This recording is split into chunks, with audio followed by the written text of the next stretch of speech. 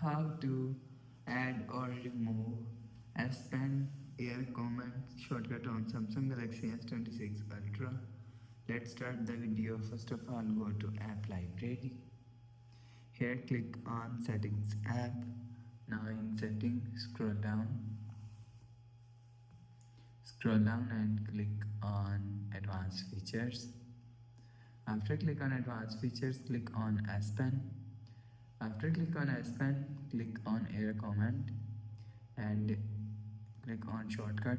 So if you want to remove shortcut, click on this minus icon. After click on this minus icon, you will see shortcut is removed. If you want to add, and click on.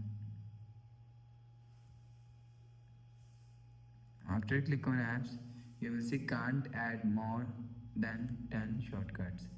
After add apps, go back to home screen, and if you want to see Air Command shortcut S Pen, click on S Pen and you will see apps shortcut is here. After the process, go back to home screen, refresh phone. So that's how you can add or remove S Pen Air Command shortcut on Samsung Galaxy S26 Ultra. If you like the video, please subscribe. Thanks for watching.